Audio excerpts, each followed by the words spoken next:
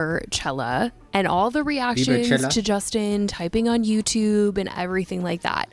Plus, we need to talk about Sabrina Carpenter and what happened during her set that she had to come out and apologize for.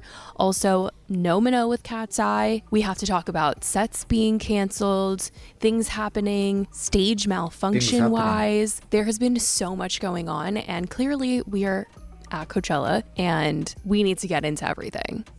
Where's the darkies though? I only see like light skins. Where are my darkies, man? Where are my darkies? Like, comment, and subscribe to Hey Weekly guys, it's Christy Recap. and welcome back to the Weekly Recap. It is the Coachella recap today, okay? And I'm actually filming this literally this morning. It's 9 o'clock in the morning, and last night was Justin Bieber. Sabrina was on Friday. Today's Karol G. I think we got back at like almost 3 is when I looked at my phone and was about to close my eyes, and we had just walked through the door, and because Justin's set was so late last night. Like, oh my gosh, he didn't go on until 11:25 or like a couple minutes after that. He was pretty on time. I was actually pretty shocked. I was ready for him to pull a Frank Ocean, but he did not pull a Frank Ocean. He actually came through for everybody, and it was a whole experience. He played throwback songs, and I know people have a lot to say about how he played those throwback songs. Honestly, I was expecting what Justin did at the Grammys. I thought Justin was going to get up there by himself in his little undies and just do acoustic all night. I thought he was going to do only swag. I didn't think we were going to get throwbacks. I know that there had been some videos of him rehearsing some throwbacks, so I was holding out hope. And well, he did. And I know a lot of people are really, really happy that are Justin fans that he did any throwback at all. And then there's the side of the internet that's like, oh my God, that was like the worst thing ever. Personally, I just had really low expectations for Justin. So what I saw, I was like, whoa, he actually came through. He played a couple of the oldies in some capacity. And yeah, it was a great time. It caused absolute mayhem though, because everyone was basically there to see Justin. Whereas like for the other headliners, not just this year, but most of the time, not everyone wants to see the headliner. But for Justin, it felt like how it felt with Frank Ocean. Like everybody was there anticipating something. They didn't know what was coming. They were really excited to see an artist that hasn't performed in a very long time, hasn't toured, that it's hard to see them perform. And so it just felt like everybody was there. And so then everyone was also leaving at the same time because it was so late and it was chaotic, but it was fine. We made it through. As for throwbacks, he started looking up on YouTube just old videos of him, and honestly I thought it was like a pre-recorded situation where he was just on his computer looking at like a video that was playing. Like I just thought it was more scripted than I think it really was. He was really on YouTube just Googling himself, looking up his old music and singing alongside it. But there is something so trippy about hearing Justin's baby voice singing next to like his voice now. I don't know, I was really tripped out. I just don't understand why people didn't get why he did this. It's so obvious why he did this, right? Justin Bieber's whole journey started on YouTube. Like, if it wasn't for YouTube, there would be no Justin Bieber, bro. So it's almost paying homage to YouTube. Remember when I was just a boy scrolling through YouTube, uploading my videos to YouTube? Look where YouTube got me today. It's like a full circle moment in a kind of way. It's like so obvious, but it's like people are so brain dead now that they just can't see the obvious. I just don't get it. Good way though, it felt really special, like especially the moments where he would look at the screen. You just know like he came full circle, and he got discovered on YouTube, so I feel like there's also that element to it as well that's Obviously. really special. But he did Baby, Favorite Girl, That Should Be Me, Beauty and a Beat, Never Say Never, Confident, All That Matters, With You, So Sick, Sorry, Where Are You Now, and I'm the One. Honestly, you guys, I really wanted Haley to come on. It's almost also like a PvP, right? Because this is how you guys were discovering Justin in Justin's come up. Justin was mainly a YouTube artist for most of his come up, right? For his come up. I'm not saying superstar, but for his come up. Baby, all these songs, YouTube hits, bro. Like, you can't take that away from his past. This only girl, I was waiting for it, but it's okay. She did get a small shout out during Hallelujah. He said, Hallelujah Haley, Hallelujah Baby Jack. But people have a lot to say about Justin's headlining performance, especially compared to Sabrina, with some people saying like a woman couldn't go out there and just do nothing besides sing or like start to look up her old music. There was this yes, she could if she had Justin Bieber's story, but she doesn't, does she now? No. video of Katy Perry where she was watching Justin and she was like, thank God he has YouTube Premium. Like, she didn't want to see ads. And somebody said deep down she knows female artists like her would be crucified if they did something lazy like that. Somebody else said, Oh, how does this become a gender thing? Oh, female artists would be crucified. Oh, God. Performance quality is actually insane. You're telling me Justin Bieber is the highest paid artist at Coachella and this is what he delivers? Male artists really do get away with anything when it comes to performances and more. I've seen people drag Addison Rae for not being ready as a pre-headliner, yet the actual headliner is doing the absolute bare minimum and getting a pass. And some of y'all are always ready to defend these men. I can't believe that this is a headliner. This is just a mess. No good production, horrible visuals, no outfit changes, no backup dancers, and performing Kia songs. Who made him headline? But to me, honestly, I think this was the best way Justin could have done it. Justin was trying to speak to his real fans, not to all you fakes and frauds, bro. The thing you forget to realize is Justin is like, he's almost like exiled. You know what I'm saying? In his mentality. So to him, it's not about the rest of you guys who want, oh, I want lights, I want action, because that's what you've always wanted from Justin. You wanted Justin to perform, sing, dance now, boy, look pretty, do this now. That's all you ever wanted from Justin. If you take a closer look, Justin is trying to show you a message through this performance, bro. Through these recent performances, and y'all just don't see it, bro. But then you want to be like, oh, Justin looks so sad. He looks so sad. Some people did like it and they were taking it as like Justin just doesn't need anything else, saying Justin Bieber closes his Coachella performance with daisies and once again proves what an enormous artist he is and that he needs nothing more than himself and his voice to stand out. Now, and that's another thing he's also trying to prove. All I ever needed was my talent and myself, not all these other worldly things. I just needed my talent. That's another message he was trying to convey at the Grammys, bro. You know? It's always been me and my talent. That's what he's saying. On YouTube here, it was just me and my talent. This is what I loved. This is what I truly cared about. Just when it was me and the music. This is what he's trying to tell you. While I do think that Justin sounded amazing, I do think that like if Sabrina went out there and just... It's not about Sabrina, bro! Computer, I just don't think that people would respond the same way. But why would Sabrina do that? Why would Sabrina do that? She has nothing to do with the YouTube story, bro. She would get a lot of backlash for it. Of course she would, because she headlined on Saturday, and after her set, even though she had all of these big crazy set pieces and she went all out and there was like a storyline and it was just so over the top, like the budget was going crazy, it was maxed out. Probably people still said like it was boring. You see what I'm saying? You see what I'm saying? You can't make people happy nowadays, bro. You can't make people happy nowadays. I'd rather you do something that's of sentimental value to you, which that's what Justin did. It wasn't about all of you people always want to make things about you. Justin didn't do this for me. He didn't dance for me. He didn't shine a bright light for me. Shut up, man. But they didn't like it. And I mean, I think that's also the thing with Coachella is like there's going to be a lot of opinions. But I just think it's crazy that, you know, she went over the top. And then, you know, it's still not enough. But then, like, Justin can get up there and they're like, oh, but, like, he doesn't need all that stuff. Like, he's because it's Justin Bieber, nigga! It's Justin Bieber, nigga!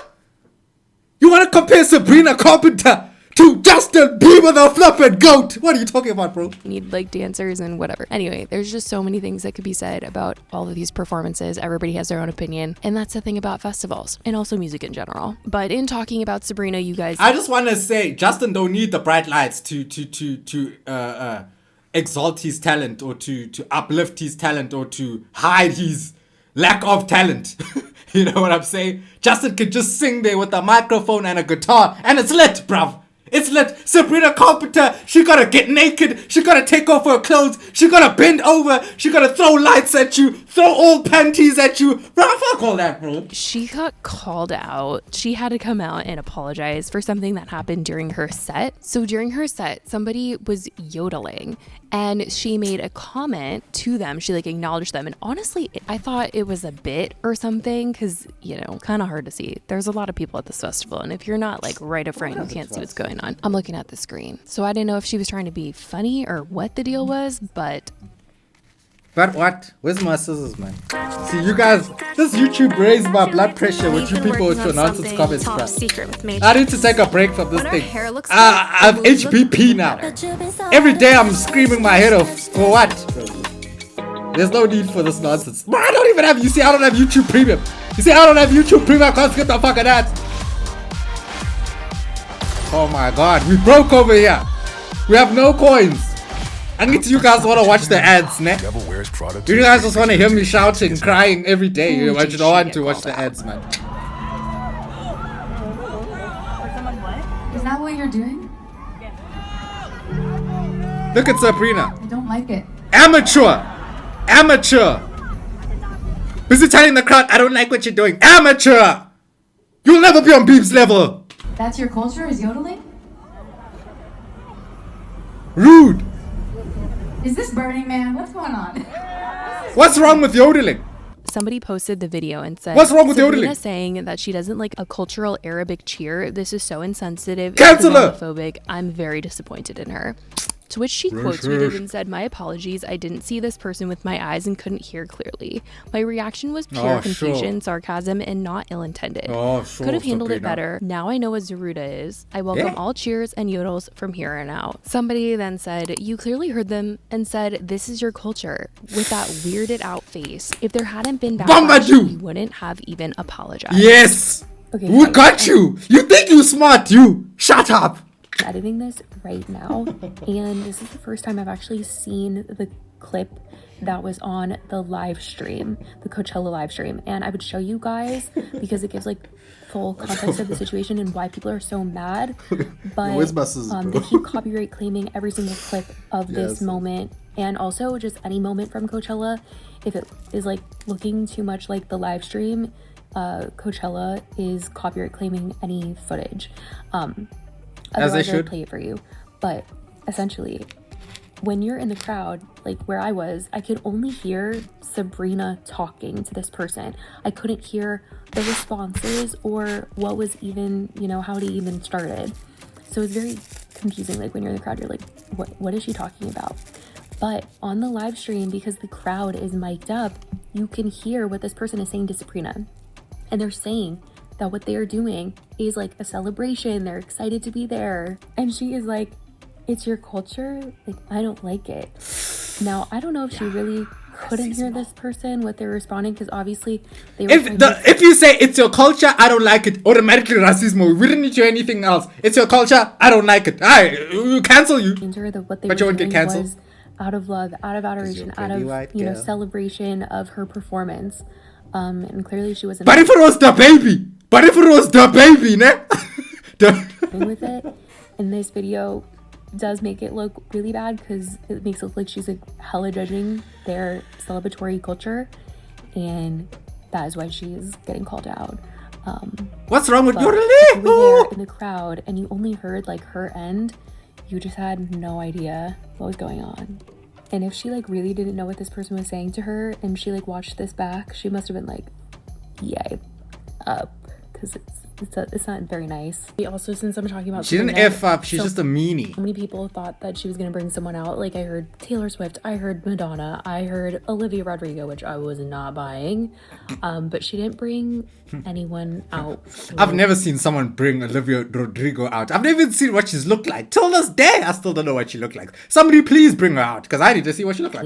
Will Ferrell came on stage for Will Ferrell? Susan Sarandon did a 6-minute like video monologue for her. It was very long, but that was it. Now, Sabrina aside, there was a lot of noise surrounding Cat's Eye this year as people did not know whether Minogue was going to be performing with the girls, because at first they were saying she was going to be performing with them, and then right before the performance, on performance day on Friday, they said that she wasn't. So everyone was just like, is that Nicole Scherzinger's daughter or something? Why she look like Nicole Scherzinger? Is about to happen, and yeah, they did not perform with Minogue. But I found it interesting that she was actually at Coachella. Like there were pictures of her with Chappell Roan and they were hanging out together. So I'm like, dang, like the fact that they were performing at Coachella and she was there but she wasn't with them, like damn, what is going on? Now, as for a couple other things that happened this festival season, Anyama's set got canceled on Friday, which a lot of people were very disappointed about. A lot of people were thinking he was going to bring out Lisa because they just released a song together, but they said that due to high winds, his set needed to be canceled, which is crazy. Coachella gave an update in their app at 12:15 saying due to strong wind conditions affecting Anyama's stage build, he is unable to perform. Coachella and Anyama have made this decision together with your safety as the priority. Further updates to come.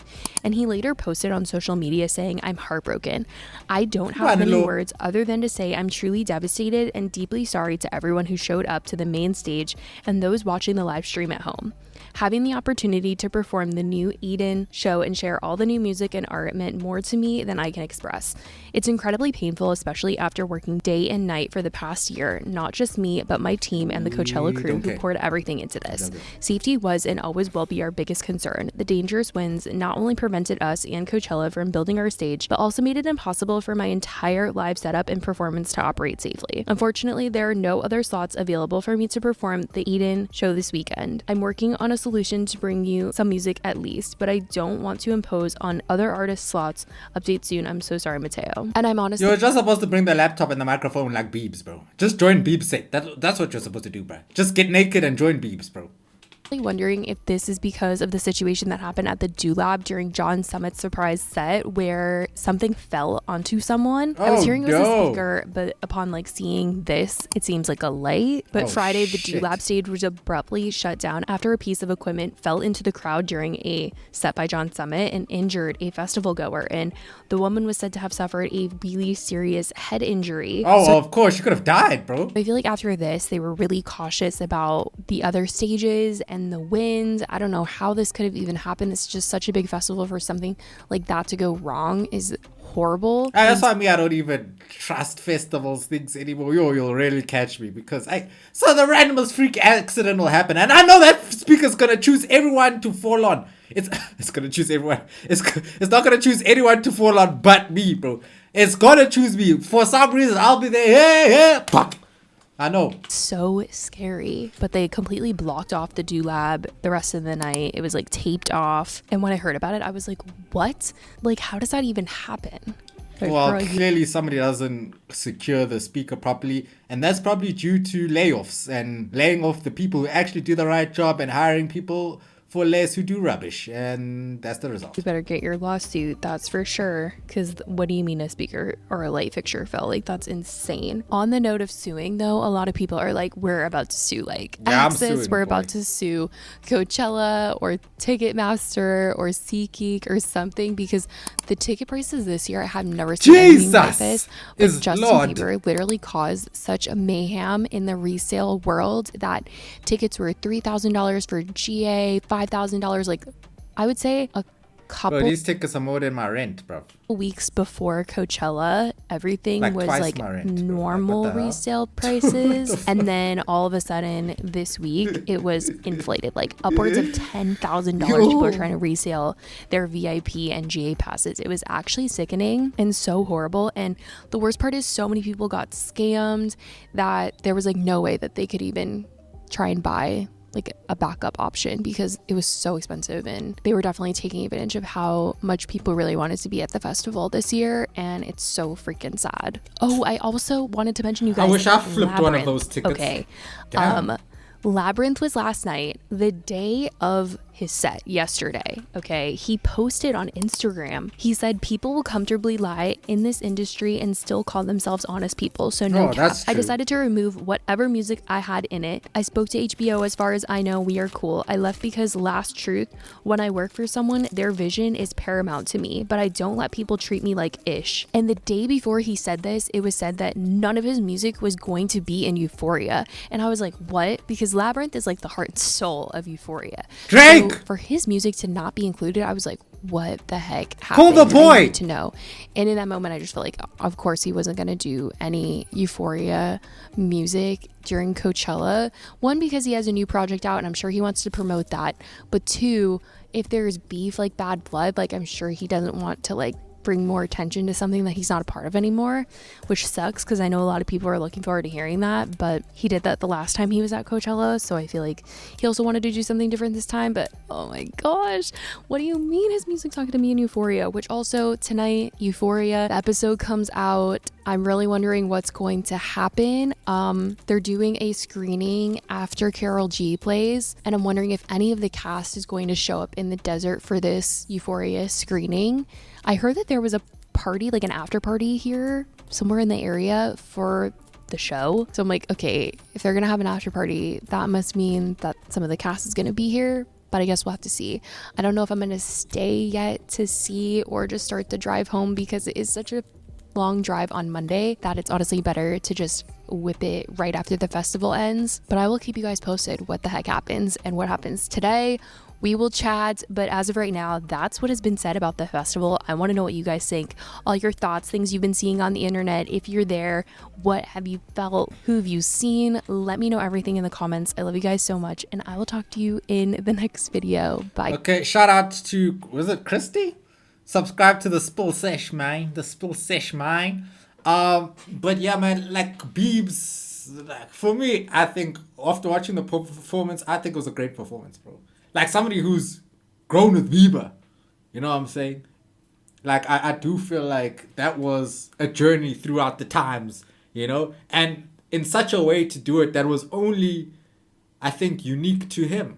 You know, there's not a lot of artists, maybe a Soulja Boy, Soulja Boy tell him, but it wouldn't have the same effect with rap, you know. But as a singer, it's different. For him to go through his journey using YouTube, I just think it's very creative. Like, it's one of those ideas which are so simple yet so effective, in my opinion, bro. Like, I loved it. I don't know. I didn't need big lights and whatever. Of course, if Sabrina Carpenter did that, I'd be like, dude, what the hell? Of course, it's not because she's a female. It's because why would Sabrina Carpenter just be on YouTube during her set? It makes no sense. There's no ties. There's no connections to YouTube, bro. Whereas Bieber, I understand. Like, there's, you know, even his fan base discovering on YouTube and growing with him on YouTube, like, it makes sense. It fits into his story. Whether you want to call it lazy or not, it fits into his story beautifully. If you want to say it's nonsense, I get. Then I don't know, bro. I don't know which Justin Bieber you know. Because me, I know Justin Bieber from YouTube, bro.